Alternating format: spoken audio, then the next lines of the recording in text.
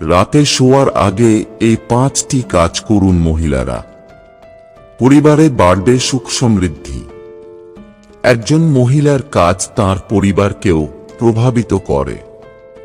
জ্যোতিষশাস্ত্র এবং বাস্তুশাস্ত্র এমন কিছু প্রতিকারের কথা বলেছে যা পরিবারের সমস্ত সমস্যা দূর করতে পারে। বিশেষ করে দারিদ্র্য দূর করতে পারে, নেতিবাচক শক্তি দূর করে এবং দেবী লক্ষ্মীও খুশি হন, আশীর্বাদ বর্ষণ করেন। তবে সেক্ষেত্রে একজন মহিলাকে ঘুমের আগে এই নিয়মগুলি মেনে চলতে হবে, তবেই উপকার পাবেন। জেনে নেওয়া যাক সেগুলি সম্পর্কে। ঘুমানোর আগে এই কাজগুলি করুন মহিলারা। বাস্তুশাস্ত্র অনুসারে রাতে ঘুমানোর আগে গৃহস্থের বাড়িতে মহিলাকে কর্পূর জ্বালিয়ে পুরো বাড়িতে দেখাতে হবে। এই প্রতিকার করলে বাড়ি থেকে নেতিবাচক শক্তি চলে যায় এবং পজিটিভ শক্তির সঞ্চালন হয়। এর সঙ্গে পারিবারিক বিভেদও মিটে যায়। শোয়ার ঘরে কর্পূর পোড়ানো স্বামী স্ত্রীর বৈবাহিক সম্পর্কে মধুরতা আনে। রাতে ঘুমানোর আগে বাড়ির প্রবেশদ্বারে সরষের তেলের প্রদীপ জ্বালানো উচিত।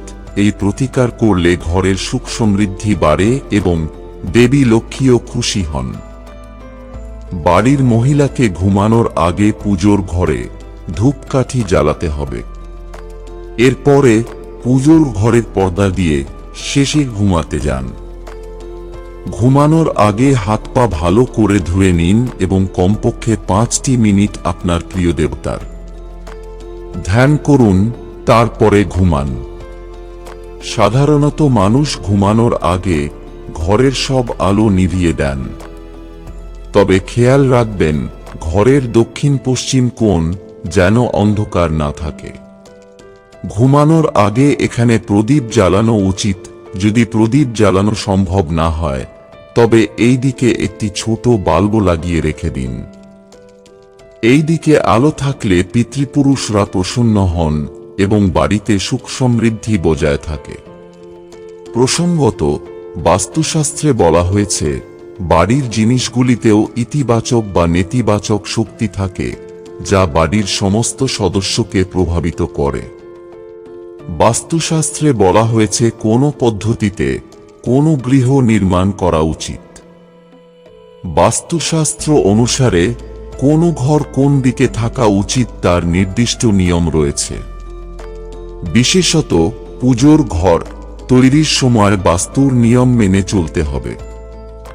বাস্তু অনুসারে কিছু জায়গায় পুজোর ঘর তৈরি করা উচিত নয়, কারণ এটি পরিবারে একের পর এক সমস্যা নিয়ে আসে।